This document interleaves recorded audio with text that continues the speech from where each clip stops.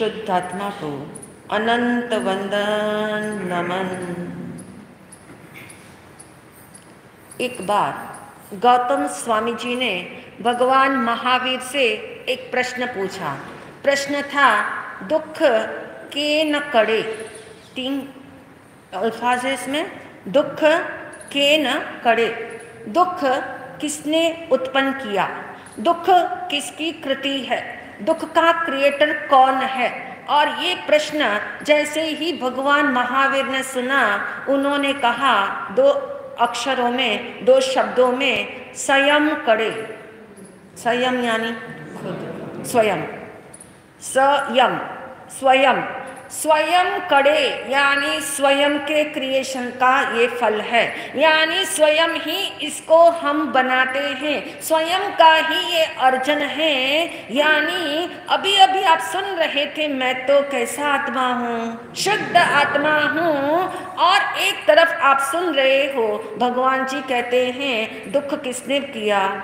मैंने किया। दुख का कौन कारण है? मैं ही कारण हूँ। निमित्त कोई भी हो सकता है, लेकिन कारण कौन है? मैं ही हूँ। यानी ये समझ में आया कि दुख जो है वो जड़ वस्तु कभी देती नहीं है, चेतन ही उसे भोगता है। और जो भोगता है वही कहते हैं बांधता है, जो बांधता है वही भोगता है। ये व्यवहार दृष्टि से हम बात को समझ रहे हैं, क्योंकि अंदर तो शुद्ध आत्मा है, लेकिन फिर भी कहा तो जाता क्या है? क्या कहा जाता है? अज्ञान अवस्था में जब तक ये आत्मा है तब तक समझ में ये आता है। जब घोर अज्ञान है तो लगता है दुख जो है मुझे उसने दिया, दुख जो है निमित्तों ने दिया, दुख का कारण जो है वो दूसरा व्यक्ति है। परंतु थोड़ा ज्ञान हो जाए तो समझ में आने लगा। कौन सा ज्ञान हो जाए तो? कौन से सिद्धांत का ज्ञान हो जाए तो?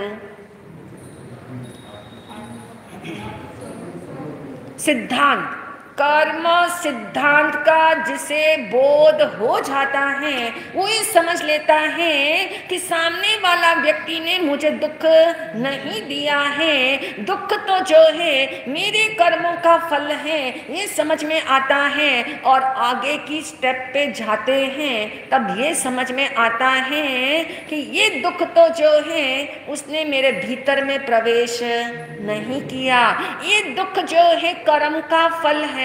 जो कर्म है वो जड़ है, तो कर्म का फल भी क्या है? जड़ है। तो जड़ कैसे मेरे भीतर प्रवेश कर सकता है?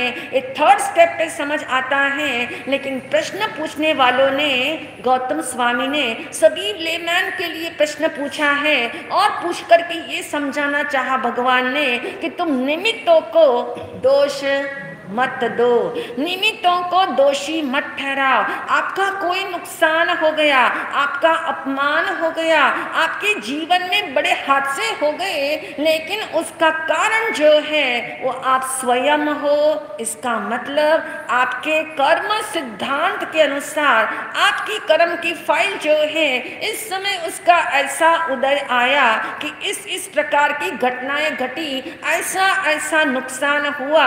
और इसका क्रिएटर जो है वो कौन है? जिम्मेदार कौन है? मैं। उत्तरदायित्व किसका है? मेरा। यानी जो कुछ मेरे साथ हो रहा है उसका उत्तरदायी मैं हूँ। यदि मेरे अंदर अज्ञान है उसका उत्तरदायी भी मैं हूँ, यदि ज्ञान प्रकट हो रहा है तो उसका उत्तरदायी भी मैं हूँ। टोटल रिस्पॉन्सिबिलिटी मेरी है। और जैन फिलॉसफी के अंदर एक बहुत सुंदर सिखावनी है कि 100% रिस्पॉन्सिबिलिटी लेना सीखो। क्या करते हैं हम?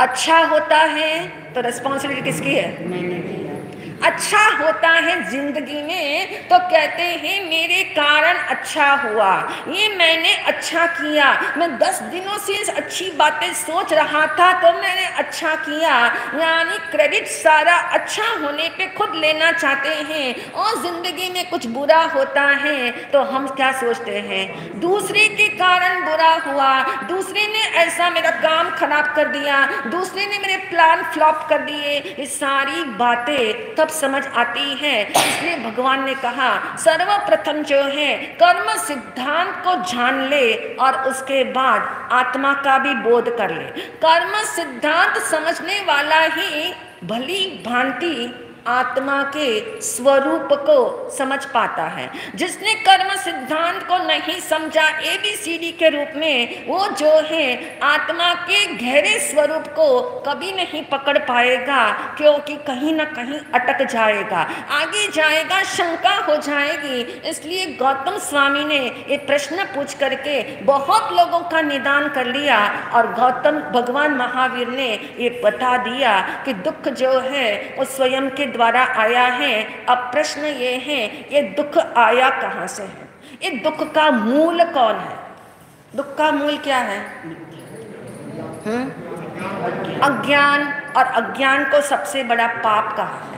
अज्ञान से बड़ा कोई पाप नहीं। स्वामी विवेकानंद जी ने अपने कई सारे लेक्चरों के अंदर ये बात बहुत तरीके से लोगों को समझा दी कि अज्ञान से बड़ा कोई शत्रु किसी का नहीं होता और ज्ञान से बड़ा जो है कोई समाधान नहीं होता। इसका अर्थ ये है कि जैसे ही ज्ञान की प्राप्ति होती है, अज्ञान का अंधेरा दूर होता है और दुख जो है वो अंधेरे के रूप में है। और उसका मूल कारण जानेंगे तो समझ में आया, ऋषि मुनि के शब्दों में है दुखम पापात। क्या कहा? दुख कहाँ से आया? पाप से आया। ये दुख कहाँ से आया? मैंने कर्म बांधे थे, मैंने पाप वाले अशुभ कर्म बांधे थे, जिसके फल के रूप में ये दुख आया है। यानी ये अच्छे से समझ आ गया कि दुख किसने दिया मुझे, दुख किसी ने मुझे नहीं दिया, दुख कोई मुझे दे सकता ही नहीं है। दुख आया कहाँ से है? मेरे ही पाप का फल है। तो अब हम जानेंगे, जब पेड़ दिखाई देता हो तो पेड़ के मूल को जानने की कोशिश करो। तो पेड़ का मूल क्या है? बीज है। पेड़ का मूल बीज है और किसी भी बीज को बीज के रूप में ही आप उसे इरेडिकेट करना चाहते हो, उसे हटाना चाहते हो तो पॉसिबल है या फिर पेड़ बन जाने के बाद पॉसिबल है? वृक्ष के रूप में वृक्ष को उखाड़ना आसान है या फिर जब वृक्ष जो है बीज के रूप में था तभी उखाड़ना आसान है? बताओ बच्चे, कैसे उखाड़ोगे?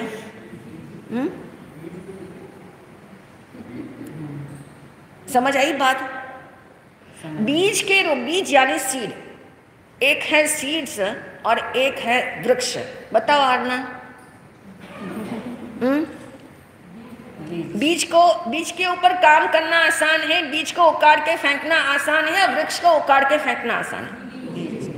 बीज को, क्योंकि जो बीज अभी अंकुरित अवस्था में ही नहीं आया है, अभी उसको तो बोया ही गया है, उसको उठाना यानी उसको बाहर निकालना जो है वो बहुत आसान है। लेकिन एक बार वो बीज पल्वित हो जाए, पुष्पित हो जाए, वृक्ष के रूप में हो जाए, फिर पलटाना, फिर उसे उखाड़ना बहुत मुश्किल है।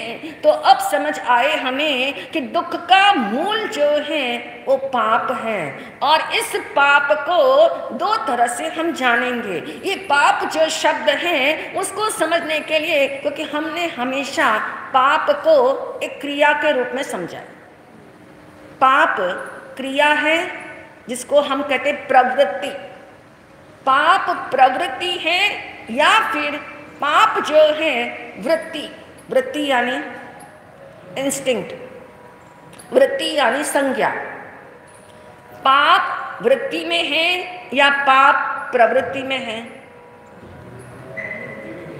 वृत्ति में होगा तो प्रवृत्ति, यानी पाप पहले सोच में होगा, पाप पहले जो है सोचा गया होगा, करने की इच्छा में होगा, करने की लगन में होगा, यानी जो पाप क्रियाएं होती हैं वो पाप क्रियाएं बहुत देर के बाद क्रिया के रूप में हम देखते हैं, लेकिन पहले तो वो कहाँ चलती है?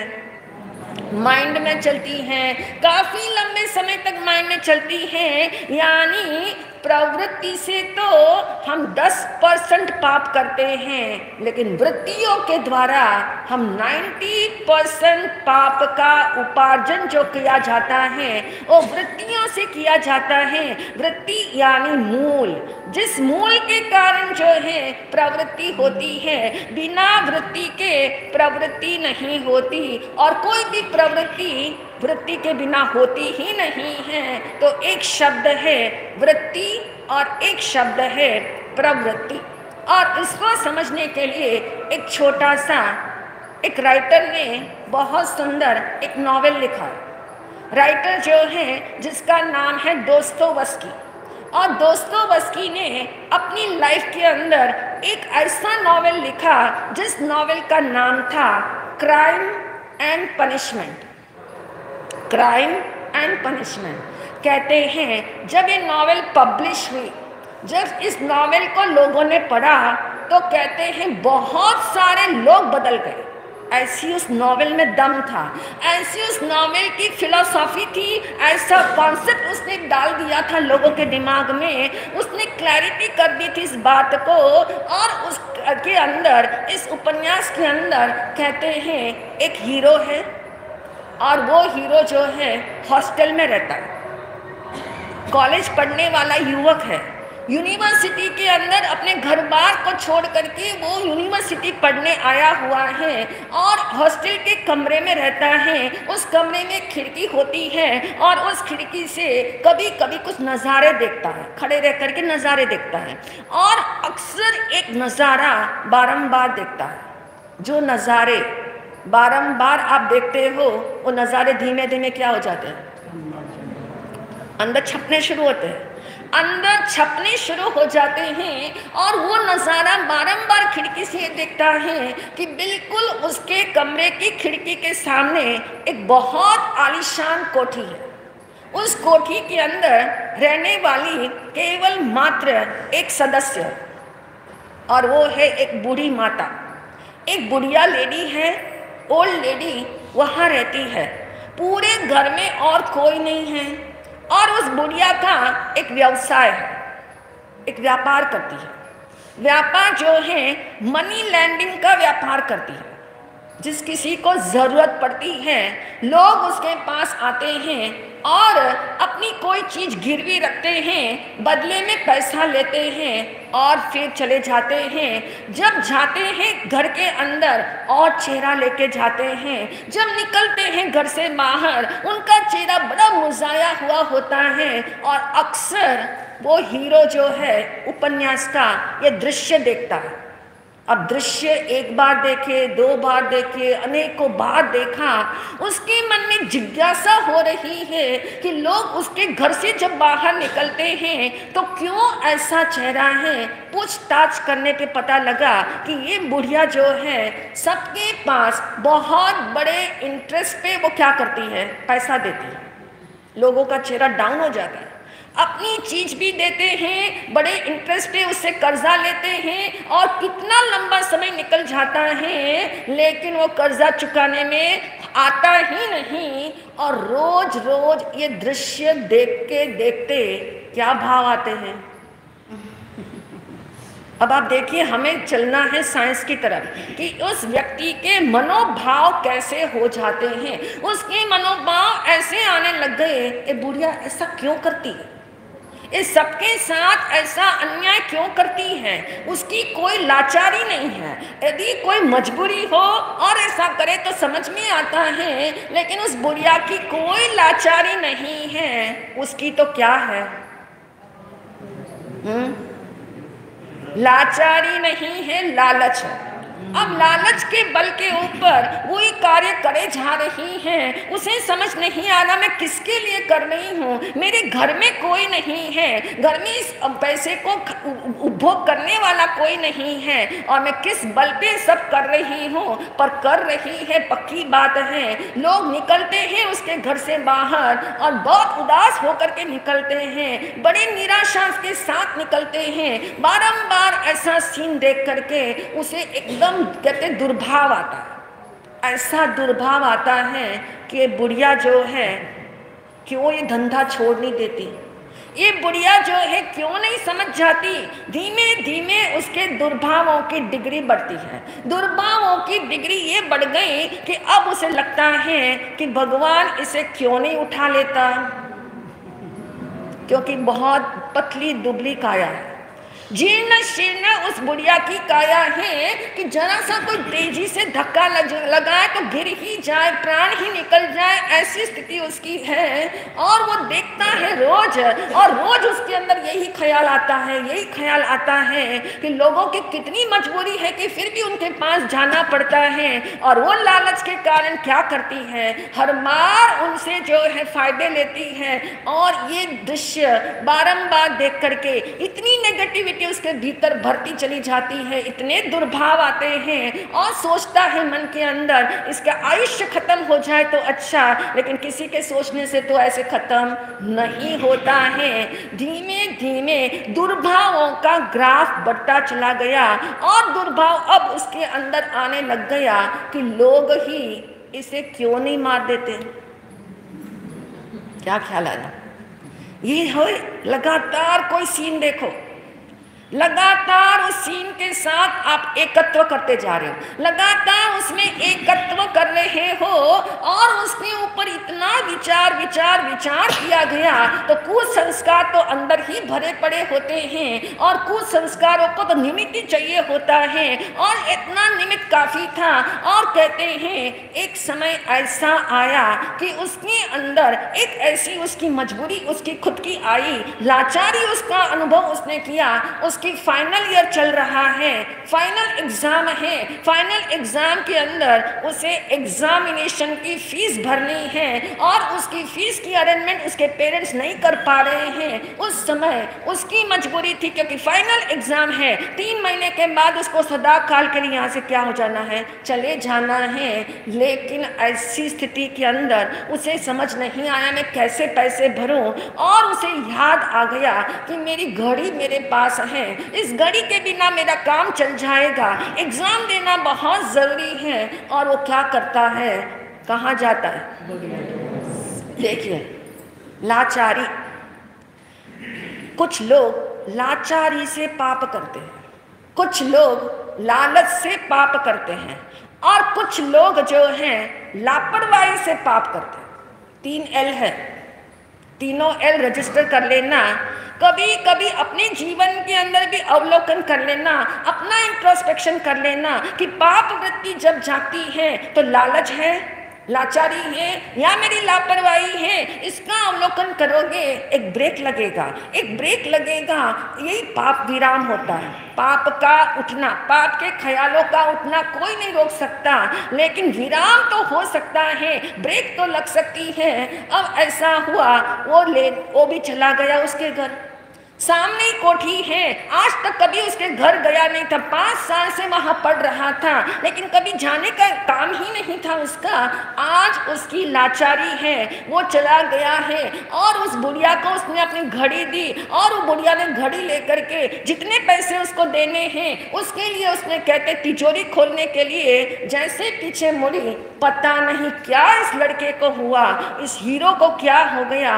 कहते हैं कैसे मैंने सब कर लिया मुझे नहीं मालूम है। तत्काल उसने कहते जैसे बुढ़िया कहते मुड़ी, वैसे ही उसने उसका पीछे से गर्दन पकड़ी और उसको दबोच दिया। अब जान तो उसकी थी नहीं, बहुत ही सूखी हुई थी, वो एकदम से धराशायी हो गई। ये कार्य उससे हो गया, वो दौड़ करके अपने कमरे में आ गया, कमरे में बंद हो गया। कमरे में बंद होने के बाद वो असेसमेंट करने लगा कि क्या हो गया। ये मेरे से क्या हो गया, ये मैंने कैसे कर लिया, ये मैंने किस हद तक कर लिया, ये मैंने नहीं सोचा था। रोज रोज नज़ारा देखने से ये मैं कर सकता हूँ ऐसा मुझे भरोसा भी नहीं पड़ रहा है अभी, लेकिन कार्य हो चुका है, एक्ट हो चुका है। अब आपको एनालाइज करके कल लाना होगा ये एक्ट उसके द्वारा किस कारण से हो सका, ये पाप वाला कार्य क्यों हो गया, ये पाप की प्रवृत्ति उसको कैसे प्रेरित कर गई, और उसका अवसर हम ढूंढेंगे कैसे हमने इस अवसर का, जब पाप की प्रवृत्ति हो रही हो और अंदर में कोई संवेदना, यदि संवेदनशील कोई व्यक्ति पाप करता है उस समय उसकी संवेदना अभी भी बाकी है, और वो यदि इंट्रोस्पेक्शन करे तो उसे लगेगा ही लगेगा कि मैंने कौन सी दिशा पकड़ ली है, जिस दिशा में जाने का मेरा कभी ख्याल भी नहीं था, वो दिशा में मैं कैसे चल रहा हूँ। तो उत्तर आप लेके आओगे,